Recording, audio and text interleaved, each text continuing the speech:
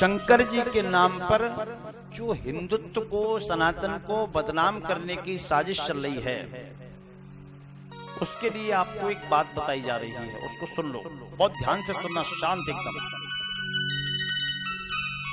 आपने कुछ दिन पहले एक चीज देखी होगी, कुछ साल पहले आया था पोस्टर, एक चित्र कि शंकर जी चिलम पीते दिखाए गए हैं। देखा है कि नहीं? हंसने का विषय नहीं है, खिलवाड़ हो रहा है, सनातन के साथ खिलवाड़ हो रहा है। शंकर जी ने कभी भांग पी नहीं है, किसी भी शास्त्र में, 6 शास्त्र 18 पुराण में कहीं ये वर्णन नहीं आया कि शिव जी ने भांग का सेवन किया है, नशा किया है ना। धतूरा खाया है, ये भी वर्णन नहीं आया।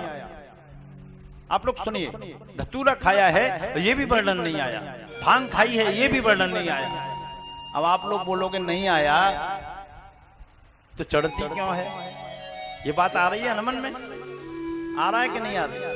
एक बार बोलो। अच्छा, वस्त्र जब चढ़ाते हैं तो वस्त्र को क्या खाया जाता है क्या? वस्त्र उनकी आवश्यकता के लिए ही तो दिया जाता है, स्मृतियों को मानते हुए ही तो दिया जाता है, वस्त्र को खाया तो नहीं जाता।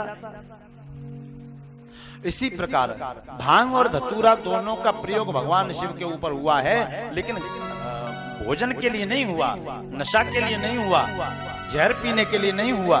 तो क्यों हुआ? बोले शंकर जी ने जिस समय समुद्र मंथन से निकला हुआ विष ग्रहण किया था, उस समय उनके शरीर में ताप बढ़ गया था। और आप लोग जानते हैं कि जहर की दवा जहर होती है। क्या होती है? जहर की दवा जहर होती है।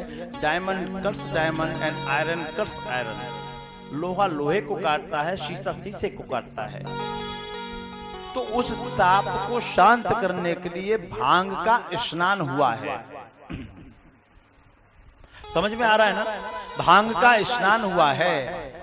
धतूरे को पीसकर दवा बनाकर उनके गर्दन पे और मस्तक पे रखा गया, लेप किया गया है, ताकि वो इसके जहर को खींच सके। समझ में आया ना?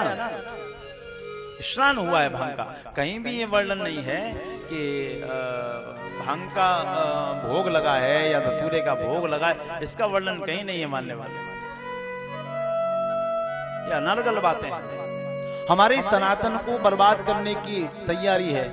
पहले फिल्में बनती थी, ओ माई गॉड, धर्म संकट। अब ये कौन निकल के आ गई? सत्यनारायण की कथा। हंसने का विषय नहीं है।